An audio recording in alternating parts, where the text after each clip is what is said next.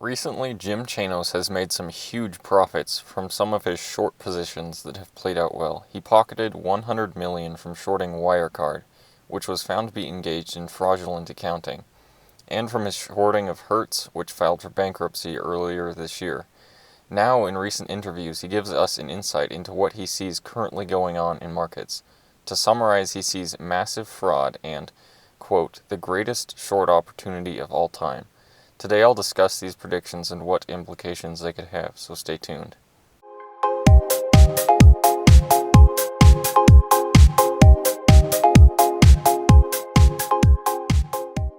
Hi everybody, welcome back to The Contrarian. My name's Logan. I really like to talk about overall success investing as well as going against crowd thinking mentality and just the craziness that crowds get into. So if you like these kinds of topics, just consider subscribing. Also, I want to make a disclaimer that none of this is financial advice. To begin with, it's important to understand Jim Chanos, the man behind making these claims. He is one of the most, if not the most, successful short seller, and has made some amazingly correct and profitable decisions over the years. He was basically the only short seller to question Enron at the time, which turned into one of the biggest wins for him. Recently, he just profited massively, as I said, from Luckin Coffee, Hertz, and WireCard, all of which turned out to be either fraudulent or companies facing bankruptcy. He also has a short-selling hedge fund, Kynikos Associates, which is Greek for cynic, and to me this name represents him perfectly. He's always on the lookout for suspicious behavior among company executives. Kind of like Ray Dalio, Warren Buffett are really good at sniffing out successful companies. He's really good at sniffing out fraudulent companies. At the slightest whiff of something wrong, he investigates further, and if he becomes convinced enough that the company is overvalued, he'll short it. Now, short selling is a much more risky tactic than normal investing. It involves buying put options, which borrow shares of a company that you think is overvalued or fraudulent. These shares are then sold at the current price, and you only profit if the shares fall below what is called the strike price and then to your break-even point. The shares will then be repurchased at this lower price, but you sell them to the option seller at the strike price. The difference between the strike price and where you bought them is your profit. Now, even with these disadvantages, Jim Chanos has managed to give an average rate of return of 22% to his hedge fund over the last 35 years, which is better than most other investment vehicles out there.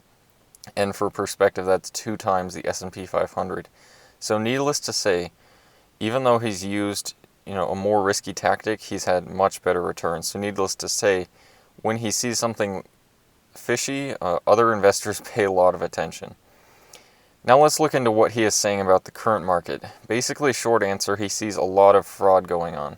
To quote him, a really fertile field for people to play fast and loose with the truth, and for corporate wrongdoers to get away with it for a long time.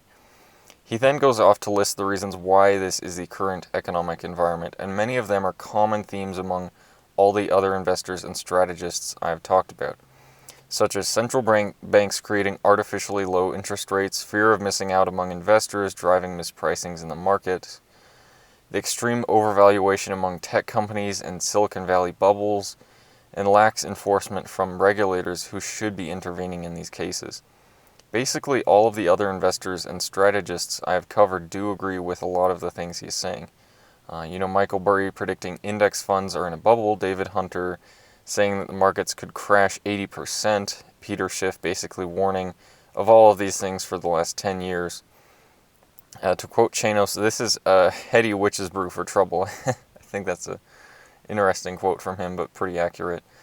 So where does this lead to? Well, it leads him to talking about one of his current shorts, Tesla. Now, he is one of the only short sellers who has stuck through this for the last several years, and he has lost a lot of money on this with the stock continuing to go up. Remember, you only profit short selling if the stock goes down. But he still maintains that he has a winner in his hands and that the company, in this case Tesla, is involved in a, quote, culture of deception. I don't know if that's entirely accurate, but, at least partially.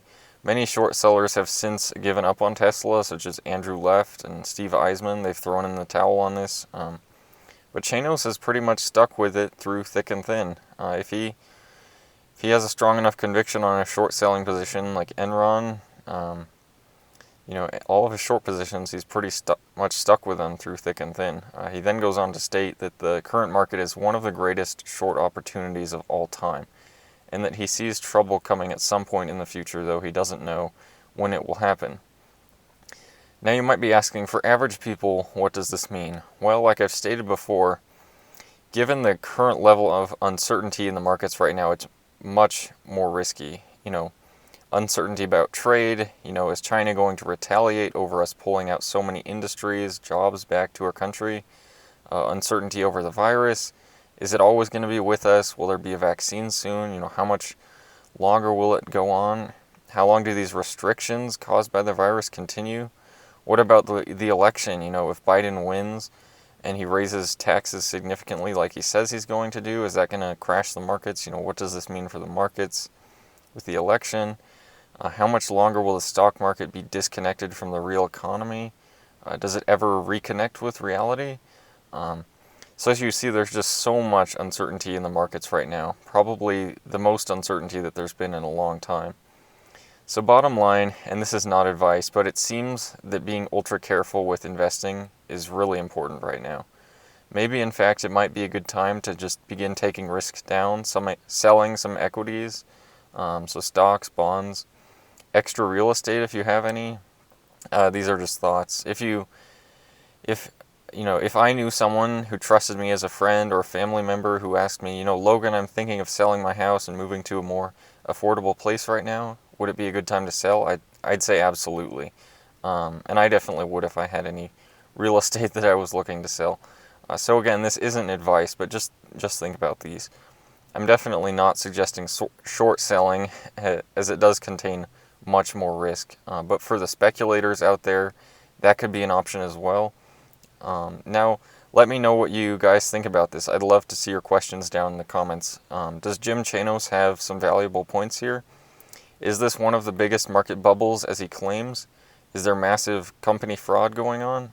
Anyway, let me know what you guys think, and I hope to see you again.